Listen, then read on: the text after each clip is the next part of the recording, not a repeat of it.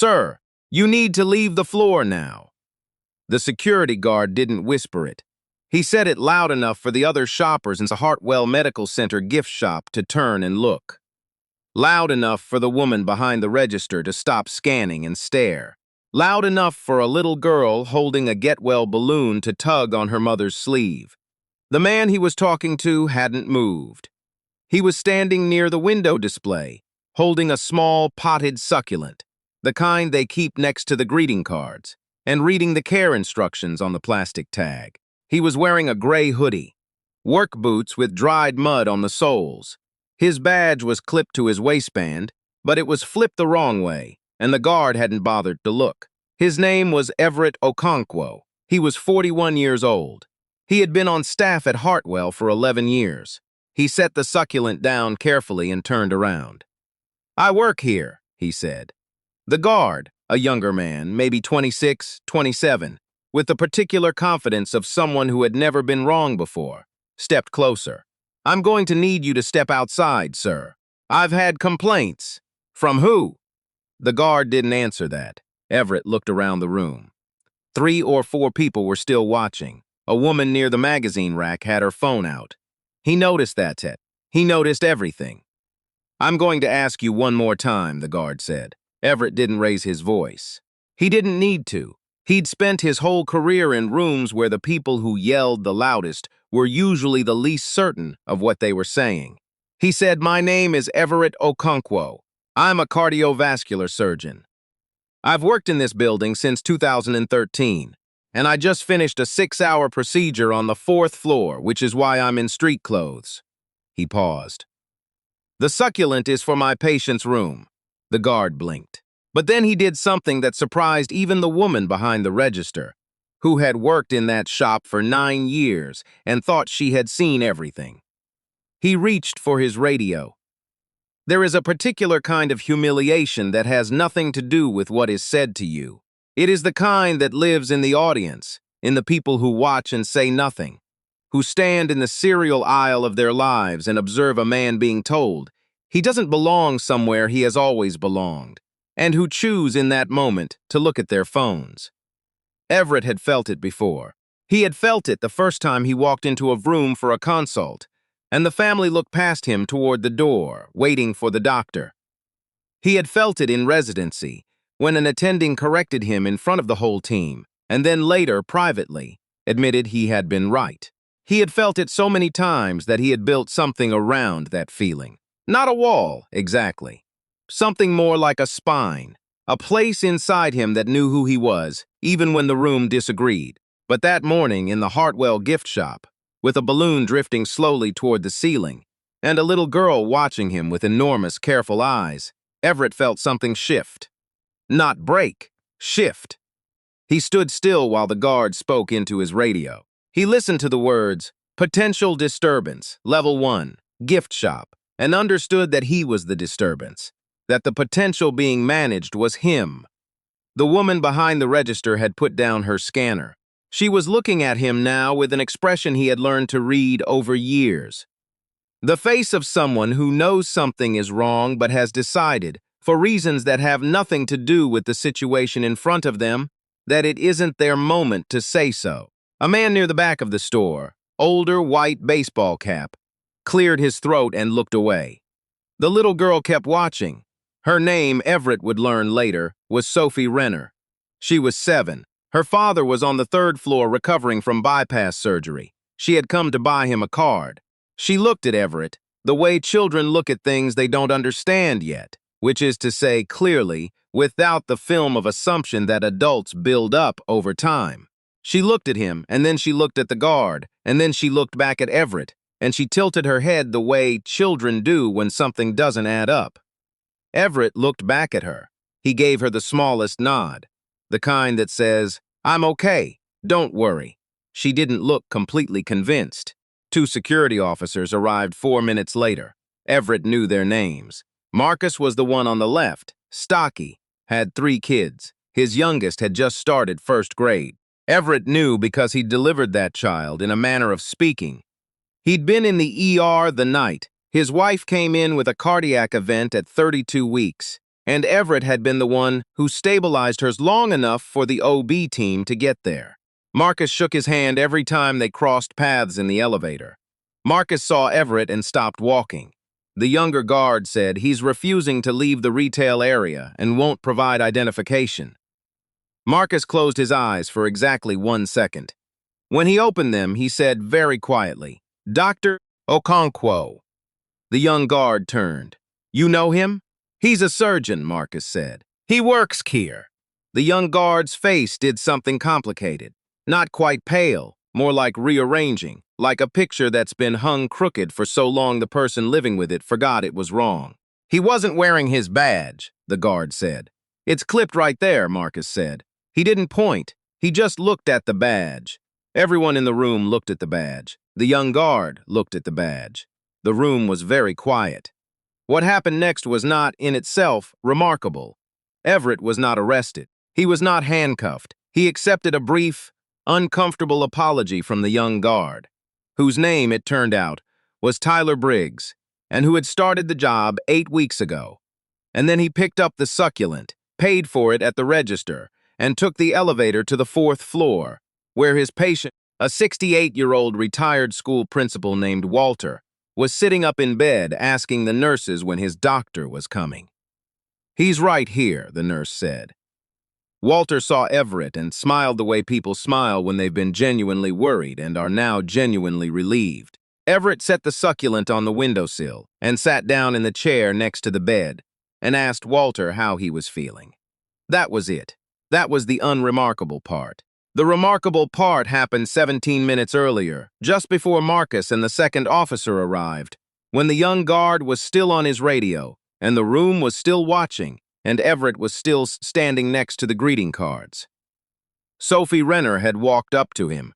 She was still holding her balloon, a yellow one that said, "Feel better soon" in blue letters, and she had walked right up to Everett and tugged on his sleeve. He looked down at her. She held up the card she had picked out. It had a dog on it wearing a doctor's coat. She said, "Is this a good card for someone who had heart surgery?" Everett crouched down to her level.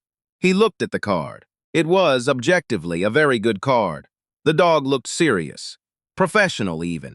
He said, "That's an excellent card." She nodded like she'd known it.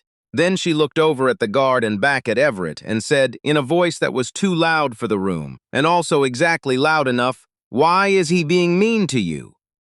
The room shifted again. Everett said, "Sometimes people make mistakes. Is he going to say sorry?" Everett was quiet for a moment. He looked at the guard, who was still on his radio, and pretending he hadn't heard. He looked at the woman behind the register, who was now looking at the floor. "I don't know," Everett said honestly. Sophie considered this. Then she said, "My dad would say sorry. Your dad sounds like a good person." "He is," she said. "He's sick, but he's still good." Everett nodded. Those things can both be true. By 2 in the afternoon, the video was everywhere. The woman near the magazine rack. Her name was Denise Partlow. She was a pediatric nurse at Hartwell's sister campus, and she had, in fact, chosen to do something in the moment, had filmed the entire exchange from the moment she took out her phone. She had uploaded it to her personal account without a caption, and within 3 hours, the caption had been written for her by 40,000 strangers. The video ran 2 minutes and 12 seconds. It showed Everett Okonkwo, calm and still, being asked to leave a hospital gift shop while wearing his surgical badge on his waistband. It showed a security guard calling for backup. It showed Sophie Renner walking up to him and holding up a card with a dog in a doctor's coat. It did not show what Sophie said, but it showed Everett's face when she said it. And it showed something else. Something that happened just after Marcus arrived and the situation resolved, and the young guard was standing with his arms at his sides, looking at the badge he hadn't looked at. It showed Everett Okonkwo crossing the room, reaching down, and helping Sophie pick out a second card, one with a stethoscope on it, under the words "in good hands," and then walking her to the register and buying both cards, and handing the bag to her, and telling her the dog card was the right call. Comments came in from nurses, from patients, from people who had never been inside a hospital, from other black doctors who wrote paragraphs. that felt less like reactions and more like confessions. From mothers who said they had taught their sons to keep their badges visible at all times, in all spaces, and still it wasn't enough. From people who wrote nothing except the name of a city, and somehow that was enough. What none of those comments mentioned, because none of them knew yet, was that Walter, the 68-year-old retired school principal, recovering from bypass surgery on the 4th floor, had raised his son in Raleigh and had spent 30 years teaching history in a public school system that failed 2/3 of its students, and had been told by every doctor except Everett that the surgery was too risky given his age. Everett had disagreed. He had sat with Walter for 40 minutes during the consult. He had asked questions the other doctors hadn't asked.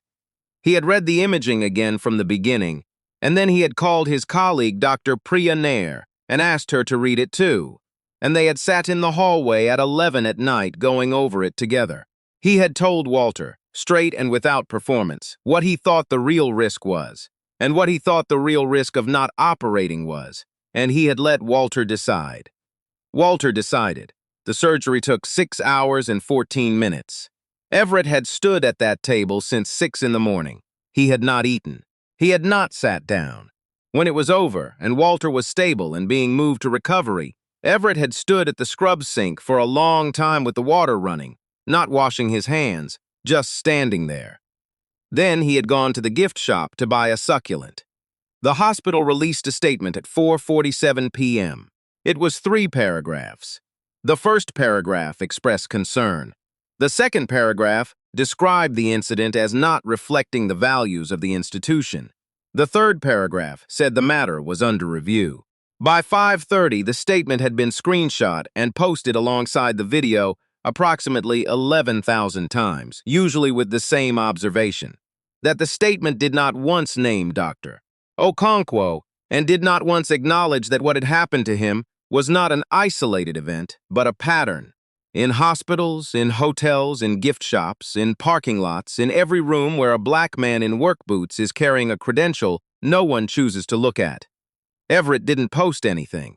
His wife, a woman named Celeste, who taught constitutional law at NC State and had a particular gift for saying exactly what she meant in exactly as many words as required, posted 2 sentences. She wrote, "My husband saved a man's life this morning.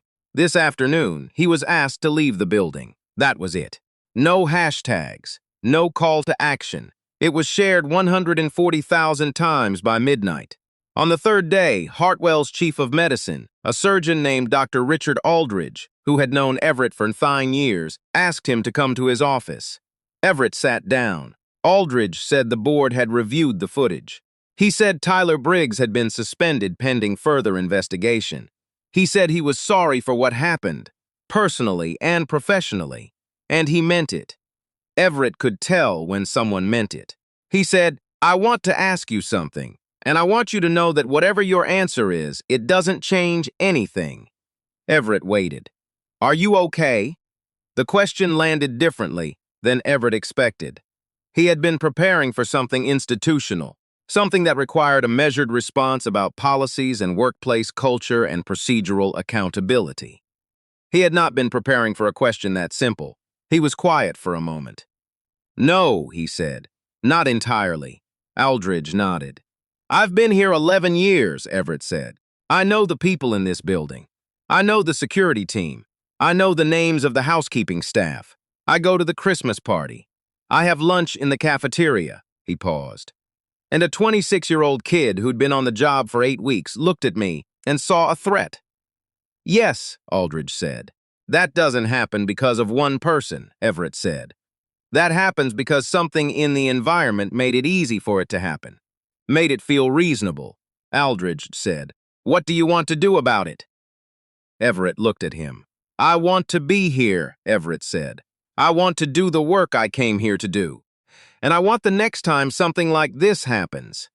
Because there will be a next time. It won't be me, but it will be someone. I want there to be a system that doesn't make a man spend 4 minutes standing in the greeting card section of his own hospital, proving he belongs."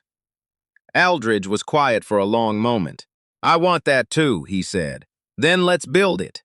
3 weeks later, Hartwell Medical Center published a protocol it called the Dignity Standard. It was 4 pages. It was written in collaboration with hospital leadership by a committee that Everett had agreed to chair only on the condition that it include staff from every level of the building, from housekeeping and food services and security and nursing and administration and surgery. Because he had learned in 11 years that the problems in institutions are not in the top floors, but in the gaps between them. The protocol was not perfect. Everett said so, publicly, at the staff meeting where it was presented.